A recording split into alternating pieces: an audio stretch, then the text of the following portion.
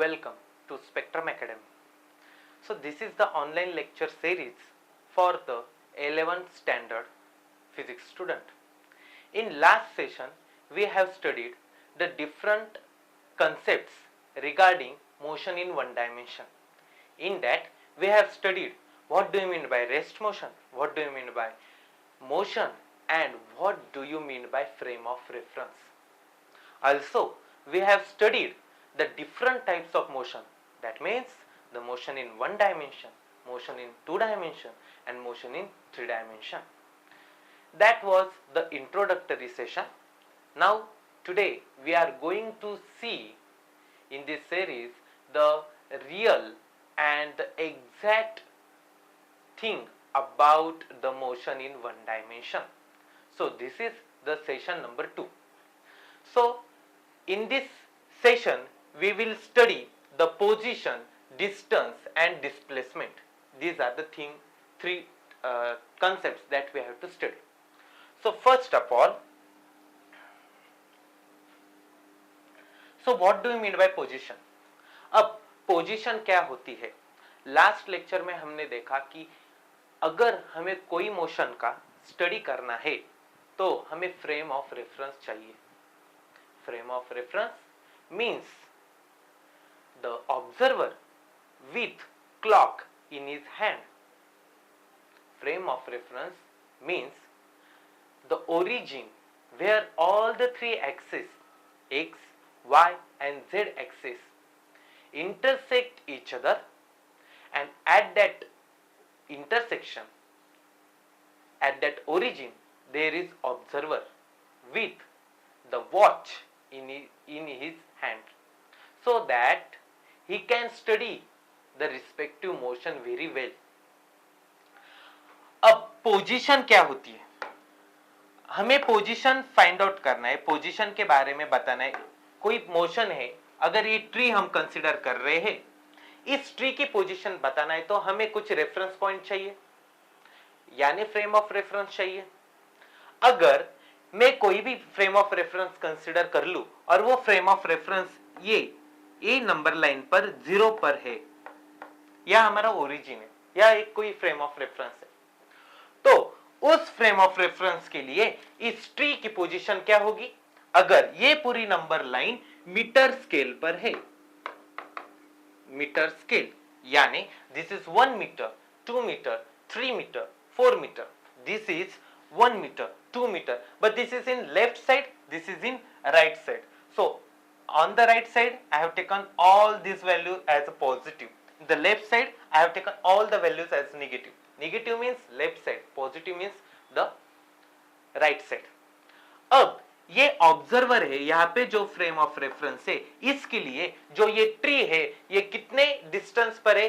The distance between observer and tree is 4 metre. So the position of tree with respect to the observer at origin is 4 meter on the right side. Second, अब ये बच्चा यहां पर है, यहां पर ये बच्चा खेल रहा है. अब इस ऑब्जर्वर के लिए ये बच्चा कितने डिस्टेंस पर है? इस ऑब्जर्वर के लिए ये बच्चा 1, 2, 3, 4, 5 मीन्स ये जो डिस्टेंस है ऑब्जर्वर एंड ये बच्चे पे जो डिस्टेंस है, this is 5 metre, but on the left side. So the position of this boy with respect to the origin is 5 meter on the left side. ये होती है पोजीशन. अगर हमें पोजीशन डिफाइन करनी है, अगर कोई मोशन हम स्टडी कर रहे हैं वहां पर हमें पोजीशन डिफाइन करनी है, तो हमें एक ओरिजिन चाहिए, एक फ्रेम ऑफ रेफरेंस चाहिए, एक रेफरेंस पॉइंट चाहिए. अगर मेरा रेफरेंस पॉइंट मैं बोलूं कि वो ओरिजिन पर नहीं है और मेरा जो रेफरेंस पॉइंट है वो यहाँ 1 पर है, ये मेरी फ्रेम ऑफ रेफरेंस है, यहाँ मेरा ऑब्जर्वर है. अब अगर यहाँ मेरा ऑब्जर्वर है तो इस ऑब्जर्वर के लिए अब ट्री कितने डिस्टेंस पर है? This is 1 metre, this is 2 meter and this is 3 meter. So the distance between observer and the tree is 3 meter. So the position of the tree with respect to the observer which is at one point is 3 meter on the right side. अब इसके point of view से इसे ये बच्चा कितने distance पर दिख रहा है? This is 1 2 3 4 5 6, this is 6 metre. So the position of the boy from the reference point is 6 meter to the left. यानी अगर आपका फ्रेम ऑफ रेफरेंस की पोजीशन चेंज होती है और अगर आपका रेफरेंस पॉइंट चेंज होता है तो 101% आपका पोजीशन के कैलकुलेशन जो है वो सब के सब चेंज होगी. So for position we need some constant reference point. With that reference point we will do our calculations. अब ये तो वन डायमेंशन हो गया. अगर ये वन लाइन हमने कंसीडर की थी कि हम स्ट्रेट लाइन में ही देख रहे हैं, मतलब वन डायमेंशन में देख रहे हैं. अब अगर मेरे पास वन डायमेंशन नहीं है, मैं एक एरोप्लेन को देख रहा हूं, राइट? और अगर मैं यहां पर जो कार जा रही है इधर से उधर वो मैं स्टडी कर रहा हूं, मतलब वो कितनी डायमेंशन की मोशन हो गई? अगर सेम लेवल पे अगर मैं देख रहा हूं वो 2 डायमेंशन हो गई. तो 2 डायमेंशन में पोजीशन कैसे मेजरमेंट करेंगे एंड 3 डायमेंशन में भी पोजीशन कैसे मेजरमेंट करेंगे? So our next point is to see how to see the position, how to measure the position in 2 dimension and in 3rd dimension. So for that we require the new concept which is called as the position vector.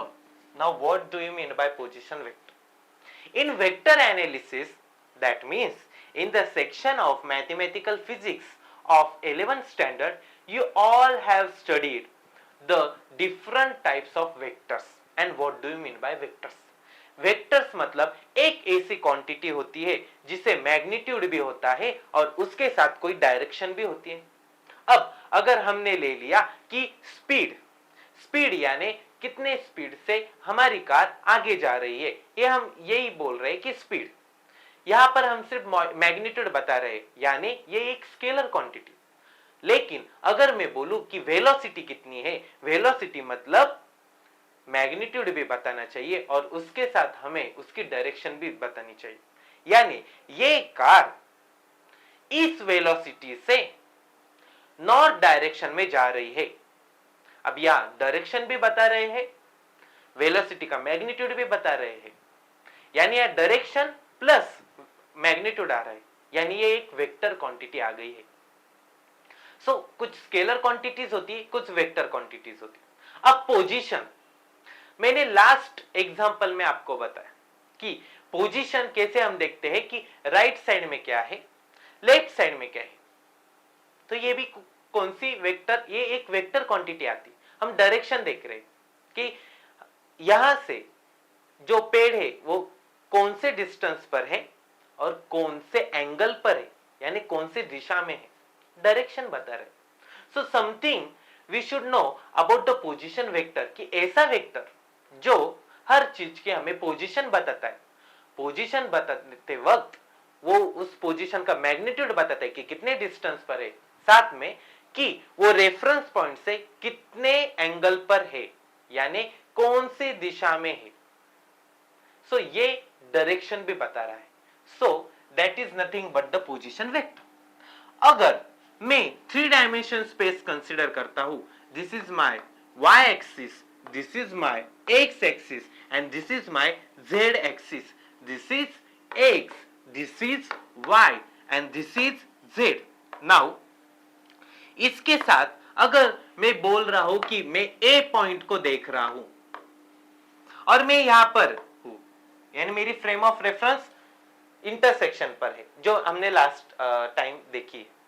अब ये ए point के coordinate क्या है कि कुछ तो उसका x coordinate होगा, कुछ तो उसका वाई कोऑर्डिनेट होगा और कुछ तो उसका जेड कोऑर्डिनेट होगा. अब वेक्टर एनालिसिस में हमने देखा है कि ये जो एक्सिस होते हैं उनको उनकी डायरेक्शन होती है. अगर एक्स एक्सिस इस डायरेक्शन में तो उसकी डायरेक्शन हम आई कैप से डिनोट करते हैं। मतलब वेक्टर आई मींस वेक्टर आई पे जो भी पॉइंट्स हम देख रहे हैं वो सब के सब एक्स एक्सिस पर जाते हैं, right. Similarly for Y axis we have direction j cap means the vector j represents the y axis। मतलब वो स्ट्रेट ऊपर वाला एक्सिस है, उसके डायरेक्शन ऊपर है। वो ऊपर वाली डायरेक्शन किससे हम डिनोट कर रहे हैं? जे कैप से डिनोट कर रहे हैं। कैप यानी वेक्टर हम दे रहे हैं, एक यूनिट वेक्टर है जो डायरेक्शन बता रहा है। ये वेक्टर एनालिसिस में पढ़ा है। सिमिलरली अगर z एक्सिस है, ये z एक्सिस पे हम जो यूनिट वेक्टर लेते हैं जो डायरेक्शन दिखाता है वो होता है k कैप। ये k कैप है। अब अगर ये पॉइंट x y z कुछ कोऑर्डिनेट्स बना रहा है तो अब मैं क्या कैलकुलेशंस कर सकता हूं? Wait a minute. ओके, अब मैं क्या कैलकुलेशंस कर सकता हूं? मैं यहां पर डिफरेंट कैलकुलेशंस कर सकता हूं। मैं अब क्या करूंगा, यहां पर मेरा ओरिजिन था, ये मेरा ओरिजिन है। इस ओरिजिन से मैं ए पॉइंट को कुछ एंगल पर देख रहा हूं, कुछ डिस्टेंस से देख रहा हूं, तो फिर मैं यहां से यहां पर एक लाइन ड्रॉ कर रहा हूं और ये लाइन होती है पोजीशन वेक्टर।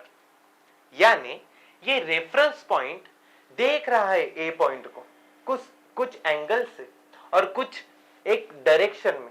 वो डायरेक्शन हमें कौन बता रही है? वो बता रहा है ये पोजीशन वेक्टर। और इसे हम डिनोट करते आर बार। बार यानी वेक्टर, डायरेक्शन दिखा रही, मतलब वो कुछ वेक्टर है।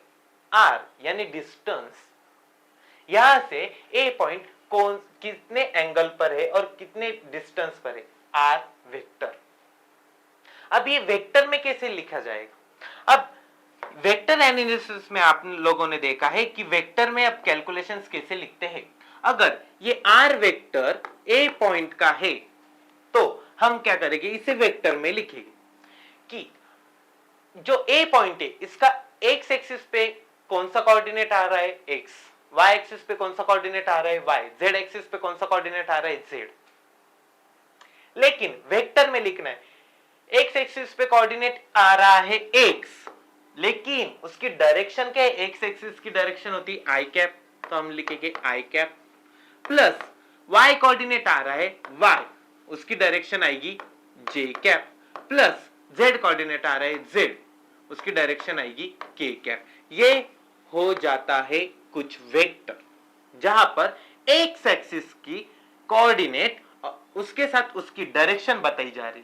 मतलब अगर तुम्हें कोई वेक्टर ऐसा दिया जाए तो तुम पहचान सकते हो कि इस एक्स डायरेक्शन में कितना मैग्नीट्यूड है, एक्स मैग्नीट्यूड है। वाई डायरेक्शन में कितना मैग्नीट्यूड है, जे कैप, यानी वाई एक्सिस का डायरेक्शन, यानी वहां पर ऊपर की ओर हमें वाई इतने कोऑर्डिनेट ऊपर जाना है और जेड एक्सिस की ओर हमें जेड इतना कोऑर्डिनेट जाना है।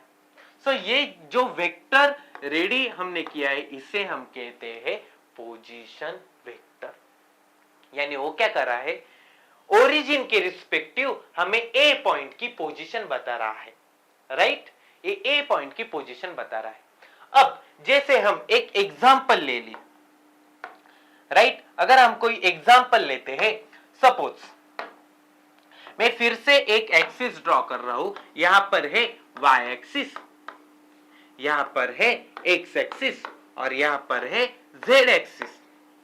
और मेरा पॉइंट है जो ए, उसके कोऑर्डिनेट है 2, 3 और कुछ तो कोऑर्डिनेट है -4, ऐसे कोऑर्डिनेट।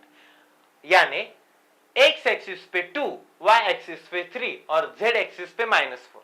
ये प्लस जेड माइनस जेड अंदर जाएगा, राइट। सो अब हमें क्या करना है, इसका पोजीशन वेक्टर फाइंड आउट करना है। मैं क्या करूंगा कि यहां से ओरिजिन से मैं एक वेक्टर ड्रॉ कर रहा हूं, उसे नाम दूंगा आर कैप। अब ये पोजीशन वेक्टर लिखना है मुझे, आर कैप। मेरा ऑब्जर्वर या ओरिजिन पर है, यहां से मैं पोजीशन वेक्टर डिफाइन कर रहा हूं। अब आर कैप क्या होगा, एक्स एक्सिस पे कितना कोऑर्डिनेट है 2, लेकिन एक्स एक्सिस की डायरेक्शन क्या होती है आई कैप। प्लस वाई एक्सिस पे कितना कोऑर्डिनेट है 3, लेकिन y एक्सिस की डायरेक्शन क्या होती है, j cap. Again z axis पे कौन सा कोऑर्डिनेट है, -4, लेकिन z एक्सिस की डायरेक्शन क्या क्या होती है, k कैप। तो मेरा फाइनल वेक्टर क्या आ रहा है, यहां पर मैं लिख सकता हूं कि r vector r the position vector of point a with respect to the origin is given by 2i plus 3j minus 4k। ये कोई पोजीशन वेक्टर हो चुका है, ये इस पॉइंट का। अब ये हमें क्या बता रहा है, ये पोजीशन डिफाइन कर रहा है, राइट। तो ये पोजीशन वेक्टर हुआ। अब इसे कहते हैं हम पोजीशन वेक्टर, जो हमें पॉइंट के रेफरेंस में हर एक पॉइंट की क्या बता रहा है, पोजीशन बता रहा है। Now next, after that we have to see the different concepts which are very important. The concepts are the distance and the displacement. अब distance क्या होता है and displacement क्या होती है। फर्स्ट ऑफ ऑल, डिस्टेंस यानी स्केलर क्वांटिटी। अगर मैं बोल रहा हूं कि आज मैं सुबह 2 किलोमीटर रनिंग किया, 2 किलोमीटर रनिंग किया, यानी मैं सिर्फ डिस्टेंस बता रहा हूं। और साथ में अगर मैं बोल रहा हूं आज मैं 2 किलोमीटर रनिंग नॉर्थ साइड में किया, उसके बाद 1 किलोमीटर रनिंग ईस्ट साइड में किया, यानी मैं यहां पर मैग्नीट्यूड के साथ साथ डायरेक्शन बता रहा हूं। अब मैग्नीट्यूड के साथ अगर मैं डायरेक्शन बता रहा हूं तो ये कौन सी क्वांटिटी हो जाती है, वेक्टर क्वांटिटी। और जब मैं कोई डिस्टेंस की डायरेक्शन भी बता रहा हूं, उसका मैग्नीट्यूड भी बता रहा हूं, उस फिजिकल क्वांटिटी को हमने नाम दिया है डिस्प्लेसमेंट। यानी डिस्प्लेसमेंट जो है ये एक वेक्टर क्वांटिटी, यहां पर डायरेक्शन बताई जाती है। और ये जो डिस्टेंस जो है ये एक कौन सी क्वांटिटी है, स्केलर क्वांटिटी है। यहां पर डायरेक्शन नहीं बताई जाती, सिर्फ मैग्नीट्यूड बताया जाता है। अब What do you mean by distance? अब ये दोनों में क्या डिफरेंस है? The total length of path covered by the particle is called as distance. यानी एक जो पार्टिकल है वो टोटल कितना डिस्टेंस कवर कर रहा है, उसे हम क्या कहेंगे कि डिस्टेंस। टोटल कितनी पाथ लेंथ वो कवर कर रहा है, उसे हम डिस्टेंस कहेंगे। यानी अगर मैं ये दो एग्जांपल ले रहा हूं, मेरा इनिशियल पॉइंट ए था और वो पार्टिकल पॉइंट ए से पॉइंट सी पर जाता है, पॉइंट सी से पॉइंट बी पर जाता है, टोटल डिस्टेंस कितना ट्रेवल कर रहा है वो। फिर मैं यहां लिख सकता हूं कि डिस्टेंस क्या आ जाएगा, ए सी प्लस सी बी, ए सी प्लस सी बी, ये हो जाता है टोटल डिस्टेंस। इतनी लेंथ प्लस इतनी लेंथ। अगर इतना डिस्टेंस है 2 किलोमीटर और इतना डिस्टेंस अगेन है 2 किलोमीटर, देन टोटल डिस्टेंस कितना आ जाता है, 6 किलोमीटर। टोटल पाथ लेंथ हम कंसीडर कर रहे हैं यहां पर। अब ये पार्टिकल है, ए पार्टिकल, ये क्या कर रहा है, सरकमफरेंस पे मोशन कर रहा है। अब ये पार्टिकल यहां से स्टार्ट सर्कुलर मोशन कर रहा है और फिर फाइनल पे फिर वही आकर रुक चुका है। टोटल डिस्टेंस कितना कवर कर रहा है वो, टोटल पाथ लेंथ क्या है, ये पार्टिकल यहां से स्टार्ट हुआ, पूरा सरकमफरेंस कवर कर लिया और फिर आके वही स्टॉप हो गए। यानी यहां पर जो टोटल पाथ लेंथ है ये है सरकमफरेंस। यानी यहां पर जो डिस्टेंस आएगा, डिस्टेंस आ रहा है ये, यानी सरकमफरेंस आ रहा है।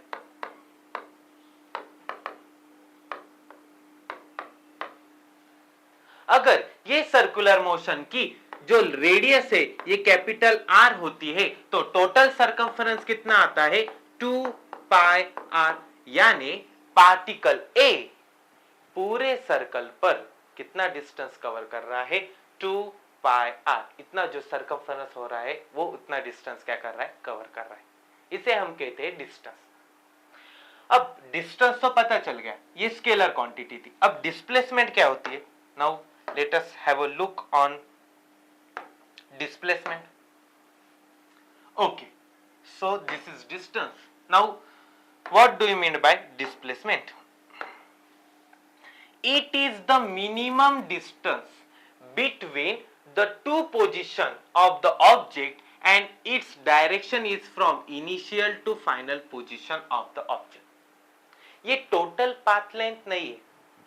डिस्टेंस क्या था? टोटल पाथ लेंथ है. ये टोटल पाथ लेंथ नहीं है. ये क्या है? Minimum distance. Now for the motion we know the initial point, we know the final point. उसका मिनिमम डिस्टेंस क्या होगा? अगर हमें दो पॉइंट दिए है, see point A is this is starting of motion and point B is this. एक बच्चा ए से बी कैसे गया? ए से जा रहा है. एक बच्चा कैसे जा रहा है? ऐसे ऐसे ऐसे ऐसे करके जा रहा है. एक बच्चा ऐसे ऐसे ऐसे ऐसे लेकर ऐसे जा रहा है. लेकिन शॉर्टेस्ट डिस्टेंस सब में क्या है? शॉर्टेस्ट डिस्टेंस क्या होगा सब पाथ में? The straight line joining the points, initial points and final points. ये जो स्ट्रेट लाइन है ये मिनिमम डिस्टेंस है. हर एक डिस्टेंस से मिनिमम डिस्टेंस है और उसे हम क्या कहेंगे? हर एक डिस्टेंस से जो मिनिमम डिस्टेंस है उसे हम कहते हैं डिस्प्लेसमेंट. ये हो जाता है डिस्प्लेसमेंट. अब जैसे पार्टिकल ए से सी पर जा रहा है और सी से बी पर जा रहा है. इनिशियल पॉइंट है ए, फाइनल पॉइंट है बी, उसे बी पर जाकर रुकना है. शॉर्टेस्ट डिस्टेंस क्या आएगा? ए से बी. तो ये क्या हो गई? आपकी displacement. So displacement here is A B. So A B ये डिस्प्लेसमेंट हो. अब डिस्प्लेसमेंट वेक्टर क्वांटिटी, तो उसकी डायरेक्शन कहां से कहां आती है? Direction from initial to final position. मतलब ए से बी. सो हम ए से देंगे, ए से बी, ए से बी. ये हो जाती है डिस्प्लेसमेंट. सिमिलरली ये पार्टिकल यहां से स्टार्ट हो रहा है, सरकमफरेंस कर रहा है, फाइनल पॉइंट भी आ गया. अब इनिशियल पॉइंट भी इधर ही है, फाइनल पॉइंट भी इधर ही है. Least distance, minimum distance between this initial point and final point is line joining the initial point and final point. अब initial point भी वहां है, final point भी वहां है. अगर हम ज्वाइन करते तो डिस्टेंस कितना है? उसमें कोई डिफरेंस है क्या? नहीं. यानी यहां पर डिस्प्लेसमेंट कितनी आ जाती है? 0. कोई जगह पर डिस्प्लेसमेंट 0 आ रही है, कोई जगह पर कुछ डिस्प्लेसमेंट आ रही है. सो यहां पर हम क्या स्टडी करते हैं? डिस्प्लेसमेंट यानी minimum distance and the distance is actual distance. Displacement minimum distance between initial point and final point. Distance actual distance between initial point and final point. अब दोनों में क्या डिफरेंस है? The last point is, these are the some important notes. So first of all, the distance is the scalar while the displacement is vector. वो तो बता चुका हूं. The next one, the distance depends on the path while displacement does not depends on path, it only depends on initial and final position. Point A से point B पर जाना है. Distance क्या है? दिस प्लस दिस, हर एक path का addition. मतलब ये जो डिस्टेंस है पाथ पर डिपेंड है. लेकिन डिस्प्लेसमेंट, अगर इस चीज की मुझे डिस्प्लेसमेंट फाइंड आउट करनी है तो मैं क्या करूंगा? जो इनिशियल पॉइंट है ए, फाइनल पॉइंट है point B, minimum distance is what? The minimum distance between two points is the straight line joining the two points. मैं स्ट्रेट लाइन ड्रॉ करता हूं, ये हो जाता है मिनिमम डिस्टेंस. वो किस पर डिपेंड है? इनिशियल पॉइंट पर डिपेंड है और फाइनल पॉइंट पर. और ये जो मिनिमम डिस्टेंस है वो क्या है? डिस्प्लेसमेंट. यानी ये डिस्प्लेसमेंट है, ये distance. Distance is always greater और इक्वल टू डिस्प्लेसमेंट. अब हमने फर्स्ट सिचुएशन में देखा, अगर पार्टिकल सर्कुलर मोशन कर रहा है तो उसका डिस्टेंस क्या आ रहा है? 2 पाई आर आ रहा है. लेकिन उसका डिस्प्लेसमेंट क्या आ रहा है? 0 आ रहा है. So here distance is greater than displacement. So this is always true. So distance is greater और equal to displacement. So in this session we have studied what do you mean by position, what do you mean by position vector, as well as we have studied the difference between distance and the displacement. In the next subtopic, we will study some fantastic concepts about the speed and velocity, acceleration. In that things, we will study the different types, the average velocity, the instantaneous velocity, the average acceleration, the instantaneous acceleration, and then after that we will go for the interesting derivations of the Newton's three laws of motion that we know, three laws of kinematical motions, that v equals to u plus at, s equals to ut plus 1 half at square, and v square equals to 2 u square plus 2as. We will see the exact deep derivations of these three types. So next next lecture we will continue this topic. So thank you.